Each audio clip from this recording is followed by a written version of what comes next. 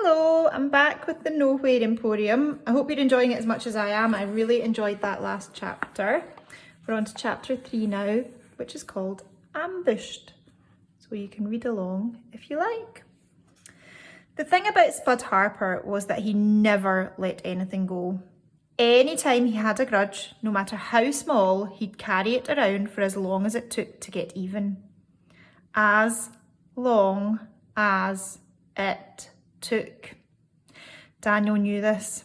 Everyone did. He might have escaped Spud once, ducking into the Nowhere Emporium, but he'd been looking over his shoulder ever since.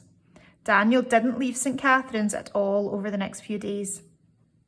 Every time he was alone in a corridor or turning a corner in the playground, he expected Spud to jump out at him. It didn't happen, not that way. Monday went by, nothing. Then Tuesday. Wednesday was the same. And the longer it dragged on, the more it seemed certain that Spud's revenge would be truly horrible when it arrived. Thursday. The last Thursday of every month at St. Catherine's was fire drill day. It happened right after lunch. You could set your watch by it.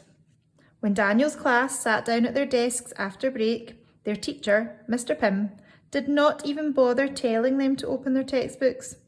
Sure enough, a few minutes later, the air was split by the shrill of the alarm, and the class filed out, merging in the main corridor with several other classes. Daniel's stomach sank to somewhere around his knees as he felt someone huge appear at his side. Smitty, the biggest boy in Spud's gang, smiled down at him. "Don't say a word, wee man, or I'll knock you out." He grabbed Daniel by the arms while the teachers were focused on getting the kids outside and bundled him across the corridor to the gym hall. Spud was waiting in the centre of the hall. Smitty dragged Daniel towards him and held him in front of Spud, who stuck his freckled face right in Daniel's. "Thought I forgot about you, pal," he said. "Thought I was going to let you off with what you did." Daniel said nothing. He stared at Spud, hatred burning in his veins. "Here's what's going to happen," said Spud. "You're going to steal back all the stuff it took me so long to get from the other kids. And if you don't, I'm going to smack you once for every single thing you cost me." "That's a lot of punches, Daniel." Daniel stared around the gym hall. The door back to the corridor was blocked by another of Spud's gang playing lookout. No escape that way. But the back door, the one behind the stage. Daniel brought his foot down as hard as he could on top of Smitty's. He heard the big guy howl in pain, felt the grip of his huge arms soften. Daniel managed to squirm away, taking off towards the back of the hall.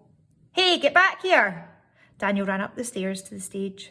He ducked through the curtain, the sound of Spud's trainers on the boards just behind him, down another set of steps and out to a narrow corridor. "Not this time, Danny boy," yelled Spud. "You're getting it." Daniel ploughed on, his feet barely touching the floor as he ran to the end of the corridor and burst through a fire exit to the car park at the back of St. Catherine's. Then he was away through the gate to the streets beyond, pushing past office workers who were out making the most of the Glasgow sunshine during their lunch breaks. Daniel glanced over his shoulder, kicked into another gear and tore through a pedestrian courtyard between two office buildings, firing out the other side like a bullet.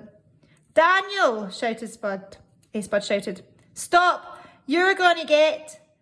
The tail of Spud's sentence was cut off by the blast of a car horn, and Daniel realised, in one of those strange instances when time seems to slow down, that he'd run out onto a road. He heard the screech of tyres, saw the car coming towards him head-on, caught the driver's horrified gaze behind the windscreen. He knew it was too late to stop. He knew he was not fast enough to keep going.